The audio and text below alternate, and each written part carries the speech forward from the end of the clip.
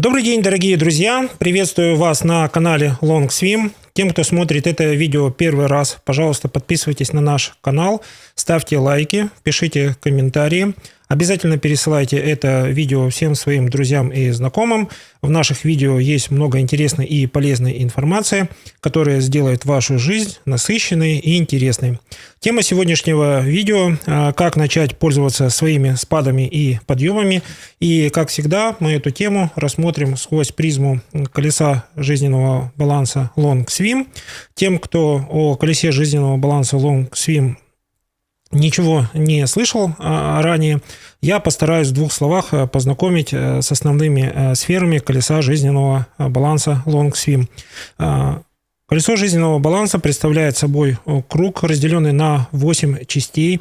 И эти 8 частей позволяют нам в каждой сфере своей жизни поставить планы, которые интересны вам именно в данный период жизни.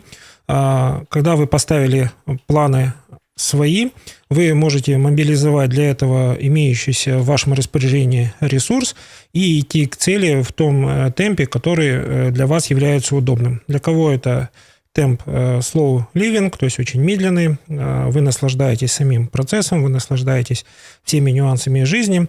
Есть вторая категория пользователей колеса жизненного баланса, которые любят стремительный темп, и они стараются при наличии свободного времени поставить еще дополнительную цель для того, чтобы за один какой-то промежуток времени, допустим, календарный год, успеть как можно больше сделать, создать свой фундамент счастливой и безбедной жизни. Напомню, что миссия колеса жизненного баланса – это профессиональное долголетие и личное долголетие. И вы, осознавая эту миссию профессионального и личного долголетия, можете легко планировать, в какой период времени вы будете приступать к каким целям. В периоде от 20 до 30 лет это пик карьерного роста, от 30 до 40 лет это сфера отношения и семья, насыщена различными семейными событиями. Период от 40 до 50 лет насыщен обменом опытом. Чаще всего это наставничество в той или иной форме. Все виды коммуникаций, профессиональные или личные, они направлены на то, чтобы структурировать ваш опыт личный или профессиональный. И самое прекрасное, что вы можете сделать после структурирования, это поделиться этим опытом с той категорией слушателей, которые вы считаете необходимыми. Это может быть узкий круг профессиональных слушателей, вы делитесь секретами своей карьеры, или это может быть более широкая публика, когда вы можете рассказать, какие ошибки нежелательно повторять или каких ошибок можно избежать. Все это период от 40 до 50 лет. После 50 лет наступает эпоха экспертности, то есть вы уже в возрасте более 50 лет обладаете экспертными знаниями в своей профессии, в своем жизненном опыте. Может случиться так, что ваш опыт может быть востребованным, может случиться так, что ваш опыт не будет востребованным. Вы можете приложить какие-то усилия для того, чтобы продлить свое профессиональное долголетие, а для того, чтобы продлить свое личное долголетие в возрасте от 40 лет и далее, необходимо своей сфере здоровья и спорт уделять как можно больше внимания с тем, чтобы ваши планы совпадали с вашими физическими возможностями. Но тема сегодняшнего видео – как пользоваться спадами и подъемами в вашей жизни. И мы сейчас это рассмотрим сквозь призму состояний. Те, кто не знаком с колесом жизненного баланса, я напомню, что при диагностике колеса жизненного баланса мы определяем свои состояния по шкале от 0 до 10. Вся эта шкала от 0 до 10, она разделена на 3 части. 0,4 – это состояние нестабильное, оно наполнено большим количеством эмоций, но там очень мало присутствует действий. В состоянии 8-10 у нас очень много действий. Мы пользуемся всеми возможностями, которые у нас есть. Таких людей в состоянии 8-10 называют счастливчиками. Им очень сильно везет в жизни. Почему? Потому что они переполнены энергией и умеют этой энергией заряжать окружающих. Промежуточное состояние – это состояние 4-8. Это люди, которые уже определились со своими целями и понимают, что в их распоряжении достаточно ресурсов, времени и возможностей, и отличие состояния 4.8 от состояния 0.4 всего лишь в том, что в состоянии 0.4 вы не можете поставить себе цели. Этому мешают очень много факторов. Один из них – вы не можете сформулировать свои цели. И второе – вы живете целями своего ближайшего окружения. Это могут быть родственники, друзья и знакомые. Вы по своей, скажем так, инициативе помогаете им решать их жизненные цели, и у вас просто не остается времени для того, чтобы сконцентрироваться на своих целях. Все эти ситуации и состояния поправимы. В этом видео я вам расскажу, как пользоваться спадами и подъемами. Вы можете заметить, что в течение календарного года в вашей жизни наступают такие моменты, которые называются подъем, то есть в вашей жизни появляется очень много возможностей. Этими возможностями нужно уметь пользоваться. Забегая вперед, сразу скажу, что люди в состоянии 8-10, они из всех возможностей, которые они видят или которые чувствуют, они выбирают самые-самые главные, так сказать, первыми заходят на тот рынок, определяя, какие технологии будут самыми эффективными, самыми интересными. По какому-то стечению обстоятельств они интуитивно не влазят или не входят в неприятные ситуации. То есть это люди везунчиками, поэтому мы очень много времени прилагаем к тому, чтобы вы смогли интуитивно почувствовать для себя состояние 8-10, и когда вы уже после 2-3 лет практики колеса жизненного баланса и состояния 4-8 будете переходить в состояние 8-10. И переходя в состояние 8-10, вы будете понимать, какие грандиозные возможности для вас открывает состояние 8-10. Итак, зачем нам нужны спады и подъемы? Спады и подъемы нам нужны для того, чтобы мы могли к своей цели приблизиться более быстрым темпом, мы могли использовать меньше ресурсов, то есть бывает такой период жизни, когда вы прилагаете буквально титаническое количество усилий, прилагаете большое количество времени, а результат приближается к вам очень-очень медленно. Это стадия так называемого спада, то есть вы ничего не можете предпринять, вам нужно в данном случае из 40-50 целей, которые вы себе поставили на год, переключаться между этими целями, прибегать к такой методике, как определение приоритетов. То есть в этом месяце вы чувствуете, что что-то у вас в одной сфере не очень сильно идет, пробуйте перераспределить время в сторону другой цели, и вы замечаете, что движется все очень легко, у вас подъем, и дожидаетесь, когда в той сфере, в которой был спад, наступают благоприятные времена. Итак, что нам делать в состоянии спада? Начинаем с самой неприятной ситуации. У вас возникла ситуация спада. Как это пережить? Какие выводы из этого сделать? Я постараюсь вкратце объяснить. Итак, когда у вас наступает спад, первый вопрос, который вам нужно для себя задать, с кем вы переживаете этот спад. В период спада ваши единомышленники, друзья, знакомые проявляют свои жизненные ценности. Некоторые жизненные ценности для вас будут неинтересны, некоторые жизненные ценности будут противоречить вашим, и тогда на основе этих данных вы можете ранжировать своих единомышленников, если вы находитесь в состоянии 0,4 или 4,8, то есть вы дистанцируетесь от этих единомышленников или, наоборот, сокращаете дистанцию. Если вы находитесь в состоянии 8-10, вы, наоборот, единомышленников заряжаете своей энергией, помогаете им четко ставить цели, поэтому внимательно смотрите за своими состояниями, в зависимости от того, в каком состоянии вы находитесь, вы выбираете способ взаимодействия со своими единомышленниками. Спады позволяют нам пересмотреть свои жизненные принципы. Жизненные принципы мы с вами можем отрегулировать в сфере духовный рост и творчества. Еще раз напоминаю, что в сфере духовный рост и творчества находится, так сказать, восстановление вашей энергетики. Эта энергетика более качественная, ее хватает надолго.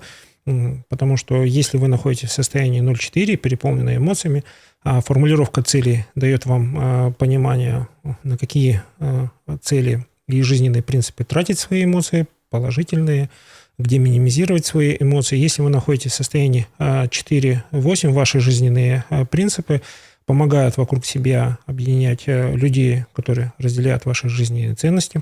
Напоминаю, что в состоянии 4-8 большинство работы вы выполняете лично, то есть доминирует принцип «я сам все сделаю», «я сама все сделаю», «я сама все успею», «я сам все успею».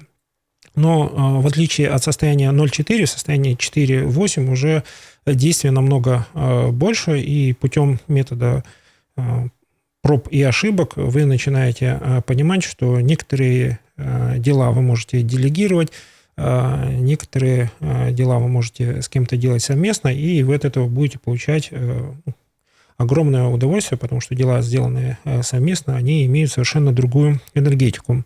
Что можно сделать во время спада? То есть на периоде год, если вы почувствовали, что наступает спад, в первую очередь вам нужно определиться, в каком состоянии вы находитесь. Если вы находитесь в состоянии 0,4, вам нужно заново обратиться к тому, чтобы поставить свои цели на год. Для тех, кто не смотрел видео, как ставятся цели, могу вкратце напомнить, что у нас всего 8 сфер в колесе жизненного баланса. По каждой сфере мы можем поставить примерно 5-7 целей. Итого у нас получается на год около 40-50 целей. Это очень средняя величина. Вы можете в первом полугодии ставить на год примерно 40 целей. Если вы чувствуете, что вы цель достигаете легко, вы во втором полугодии или на любом периоде времени количество целей можете увеличить. Количество целей дает вам возможность, первое, распределить свое время между работой и отдыхом. Количество целей позволяет вам некоторыми целями вдохновляться. То есть есть хорошие цели, которые дают вам вдохновение, некоторое предвкушение от того, как вы будете пользоваться результатами достижения этой цели. Еще раз напомню, что цели могут быть краткосрочные и долгосрочные. Люди в состоянии 8-10, они больше ориентируются на долгосрочные цели, потому что в долгосрочных целях есть гораздо больший потенциал, чем в краткосрочных целях. Краткосрочные цели – это оптимум между затратами и временем, которое вы приложили для достижения этих целей. Чаще всего этим пользуются люди в состоянии 4-8, поэтому косвенные признаки того, находитесь ли вы в состоянии 8-10, это ваше принятие или непринятие долгосрочных целей. Люди в состоянии 4-8, они больше ориентируются на краткосрочные цели. Для них это более понятная субстанция. Почему? Потому что вы, когда ставите краткосрочные цели, вы уже рационально взвесили тот ресурс, который есть в вашем распоряжении, и понимаете, что если вы приложите какое-то определенное количество усилий, не сильно устанете, результат для вас будет вполне приемлемый. Что можно сделать во время спада, если вы находитесь в состоянии 4-8? Это в первую очередь нужно определить приоритет. В каком месяце, какой сфере придать большой приоритет. Для того, чтобы после диагностики колеса жизненного баланса вам было легко следовать своим целям, мы всегда начинаем причесывать свои дела, причесывать свои приоритеты со сферы яркость жизни. Яркость жизни дает нам возможность соблюсти баланс между работать и отдыхать. И самое главное, что есть миссия яркости жизни, мы заранее понимаем, что если найден источник силы, источник восстановления наших сил, нашего эмоционального состояния, нас 40-50 целей в год пугать не будут. Мы понимаем, что 50 целей на год – это примерно 5 достижимых целей в месяц, если так считать грубо или приблизительно. То есть мы весь год, 12 месяцев отбрасываем 2 месяца на отдых, и у нас остаются чистыми 10 месяцев, которые у нас предназначены для работы, для достижения целей. 5 или 4 цели в месяц – это одна цель в неделю. очень неспешным темпом мы можем эти цели достигать. В состоянии 4-8 у нас есть одна маленькая особенность. Мы все время опираемся на свои собственные ресурсы, на свои собственные силы, и в зависимости от того, в каком мы настроении находимся, как мы себя физически чувствуем, мы уже можем определять. В этом месяце мы делаем больше усилий, получаем больше результатов. В следующем месяце нам нужно сделать перерыв, но в целом по концу года, на 31 декабря, большинство целей будут достигнуты, и это нас будет радовать. Поэтому периодически раз в квартал это видео войдет в плейлист май, 5-й месяц календарного года, и в 5-м месяце календарного года мы уже можем приблизительно понимать, что мы будем делать во втором полугодии, то есть цели ставятся наперед, на год, на полугодие. Если вы находитесь в состоянии 4-8, вам меньше нужно нырять в детали, вам больше нужно уделять внимание тому, что в этом месяце вы можете сделать плюс одну цель, плюс одно достижение, либо вы можете на этой неделе сверхсконцентрироваться, а на следующей неделе сверхрасслабиться. Как можно использовать спады, если вы находитесь в состоянии 8-10? Если вы находитесь в состоянии 8-10, я вас поздравляю, вы очень сильно наполнены энергетикой, и у вас уже, что, собственно говоря, отличает людей в состоянии 8-10? У них есть вся готовая инфраструктура для того, чтобы пользоваться теми возможностями, которые у нас складываются органически или к чему мы как бы приходим. Вот я, забегая вперед, могу сразу рассказать об одном нюансе. Для людей состояния 4, 8 и 8, 10 возможности открываются одинаково. Но из-за того, что у людей 4-8 состояния нету инфраструктуры для того, чтобы воспользоваться возможностями. То есть у них мало единомышленников, они не могут отвлечься от своих дел, в которые они полностью погружены. Они не могут осмотреться и принять для себя решение, что вот здесь вот будет перспективно. То люди состояния 8-10, они уже не погружены в детали, они понимают, что своих целей в жизни можно достигать, используя единомышленников, круг своих друзей и знакомых. Их задача формулировать цели, их задача мобилизовывать людей, воодушевлять людей, и таким образом они приходят к достижению цели с меньшими затратами сил, чем люди в состоянии 4-8. И когда наступает спад, люди в состоянии 8-10, они крепко задумываются над тем, чтобы заново создать инфраструктуру, которая позволяет им еще больше пользоваться возможностями. Это очень скрупулезный труд, который требуется много опыта, требуется очень много знаний, поэтому люди состояния 8-10, они свою сферу личностного роста развивают очень-очень сильно. Зачем они это делают? Потому что они понимают, что им для того, чтобы общаться с экспертами, необходимо расширять свой кругозор, то есть обладать какими-то базовыми знаниями. Базовые знания позволяют очень точно формулировать запрос, чего они хотят от экспертов, какую информацию хотят получить, реально оценивают, возможно это или невозможно, и когда понимаю, что возможности для достижения цели сейчас в данный момент самые благоприятные, без сомнений начинают реализовывать проект, абсолютно хорошо понимаю, что на определенном этапе проект может пойти по очень хорошему сценарию, даже если возникнут какие-то трудности, не с первой, со второй, с третьей или с 10-й попыткой они достигнут этот результат. В отличие от людей состояния 8-10, люди состояния 4-8, они, наоборот, стараются все сделать сами. Даже если вокруг будет стоять 10 помощников, люди состояния 4-8 будут самоотверженно трудиться, показывая всем, что какие они молодцы, как они это умеют делать без посторонней помощи. Но со временем у них приходит понимание того, что люди-то, в принципе, готовы им помочь, и надо всего лишь четко сформулировать вопрос, где, в каком месте они ожидают от них какой помощи, а где им больше нужны аплодисменты, то есть это единомышленники выступают в роли наблюдателей. Итак, как пользоваться своими спадами и подъемами по состояниям, я вам уже примерно рассказал. Теперь давайте перейдем к следующему моменту, что означают для нас подъемы. Подъемы означают для нас возможности. Если вы находитесь в состоянии 4-8, ваши ресурсы не меняются, а создаются лишь благоприятные условия для того, чтобы вы перераспределили свое время. В состоянии подъема люди 4-8, почему они не пользуются возможностями?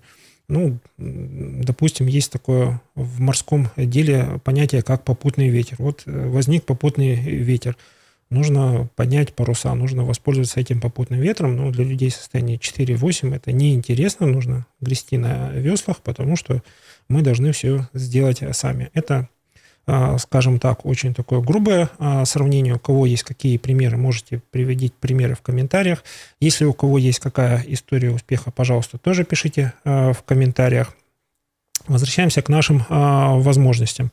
То есть люди состояния 4-8 подъемами воспользоваться не умеют.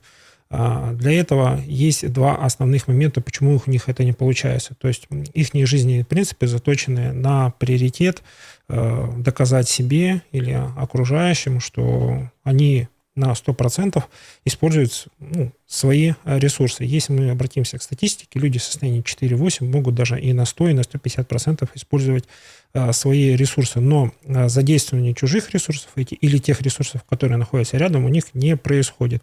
Нужно пересматривать свои жизненные принципы, нужно уметь договариваться, поэтому для людей в состоянии 4-8 при подъеме нужно прокачивать сферу, духовный рост и творчество, чтобы вы имели больше жизненных принципов для того, чтобы договориться. А договариваемся мы для того, чтобы достигать цели с меньшими затратами или иметь больше единомышленников, которые разделяют наши жизненные ценности. У людей состояния 8-10 что дают подъемы? Подъемы дают им возможность выбирать еще лучшие возможности. То есть у них кругозор гораздо шире, они видят дальше. Их образ мышления не зациклен на сегодняшнем дне. Они переполнены энергетикой, поэтому у них с возможностями все хорошо. Их задача создать еще одну инфраструктуру, еще раз сформулировать для кого-то цели более точно, более эмоционально, с тем, чтобы не жить в состоянии других людей, их ценностей, их цели, чтобы вас не сильно раздражали или не отвлекали. В отличие от людей состояния 8-10, люди состояния 0-4, они полностью игнорируют возможности, они поглощены эмоциями, положительными, отрицательными. Глубина переживаний эмоций очень большая. На это уходит очень много времени и сил. Но поскольку они не поставили цели, то их поведение очень экологичное, очень правильное. Они поэмоционировали, проявили эмоции, но поскольку цели не поставлены, ничего плохого в этом не происходит. Какие пожелания людям в состоянии 0,4? Людям в состоянии 0,4 нужно прежде всего для себя понимать, что к целям можно идти вместе с единомышленниками, друзьями и знакомыми. Нужно всего лишь спросить у людей, хочет ли этот человек вместе с ним пройти этот путь к той цели, или ему нужно переформулировать свои цели. То есть навыки коммуникации для людей состояния 0,4 очень-очень важны. Итак, давайте сейчас сделаем небольшой свод, анализ, сильные и слабые стороны, возможности и угрозы для подъемов и спадов. Для подъемов и спадов есть такая некая кривая, если она очень красивая в виде синусоиды, вы можете уже спрогнозировать, в этом месяце у вас будет подъем, в следующем месяце у вас будет спад, или через 2 месяца будет подъем, через 2 месяца будет спад. Вам некоторое время, один раз в месяц, необходимо анализировать, что происходит, и примерно предполагать, что за всяким спадом обязательно будет подъем. Иногда бывает спад, большой спад, а потом бывает большой подъем. То есть все признаки подъема вы должны видеть или предчувствовать и уметь ими воспользоваться. При наступлении спадов обязательно нужно пересмотреть жизненные принципы. Хватает ли этих жизненных принципов для того, чтобы преодолевать эти спады. Преодолевать спады мы можем или самостоятельно, или вместе с единомышленниками. Конечно, лучше это делать с единомышленниками, потому что единомышленники могут быть в гораздо более высоком эмоциональном состоянии, чем вы. И для вас это будет только польза, когда кто-то вас поддержит, воодушевит, не даст расклеиться, позволит вам увидеть цель в лучшем свете или расскажет о тех возможностях, которые есть. Спады вам позволяют ответить на вопрос, с кем вы хотите переживать эти спады, с кем вы готовы и с кем хотелось бы. Люди в состоянии 4-8, они очень мало заявляют о своих желаниях. Может, у них есть желание там сказать, вот с этим человеком я хотел пережить эти спады, потому что он сильный, потому что он эксперт, потому что он меня бодрит или я им восхищаюсь, но чаще всего это остается внутри его коммуникации, они об этом могут только подумать, реже как бы сказать. Люди в состоянии 8-10, они очень четко формулируют цели, поэтому при спадах они круг людей, с которыми переживают спады, стараются расширять. Почему? Потому что люди, с которыми вы вместе пережили трудностями, они к вам более сильно эмоционально привязаны, у вас совместные глубокие переживания от проживания этого кризиса или совместного проживания тяжелой ситуации, и это позволяет вам потом понимать друг друга с полуслова, когда вы идете к своим целям. Итак, подводим итоги сегодняшнего видео. Колесо жизненного баланса – это проверенный, надежный инструмент для тех, кто умеет формулировать свои цели. Для тех, кто только начал изучать колесо жизненного баланса, это возможность ознакомиться с тем потенциалом, который дает вам колесо жизненного баланса. Колесо жизненного баланса LongSwim вы можете применять периодически, один раз в год, один раз в месяц, один раз в неделю. И с другой стороны, если вы понимаете, что целей у вас много, колесо жизненного баланса LongSwim позволяет ваши цели распределить по всему календарному году. Колесо жизненного баланса помогает вам легко найти единомышленников, потому что у вас уже проработаны жизненные принципы. Вы можете объяснить людям, что вы цените, чему вы радуетесь, какую помощь вы ожидаете от людей, какими эмоциями вы готовы с ними поделиться. Колесо жизненного баланса LongSwim – это не замкнутая структура. Мы во всех видео просим вас поделиться своими историями успеха, поделиться тем инструментарием, который помог вам преодолеть трудности. Очень ждем от вас перечень экспертов или учреждений, где дают хорошие знания, мы будем изучать их опыт. То есть колесо жизненного баланса – это такая таблица Менделеева, которая позволяет структурировать знания свои, чужой опыт, чужие достижения. Цель такой таблицы Менделеева в виде колеса жизненного баланса – это дать нам возможность идти к цели более рациональным путем, используя те возможности, которые у нас есть, и, следуя тематике сегодняшнего видео, пользоваться теми подъемами, которые есть на нашем пути, не застревать в спадах. Поэтому пишите свои истории успеха, ставьте лайки, пишите комментарии. У вас все получится, я в вас верю.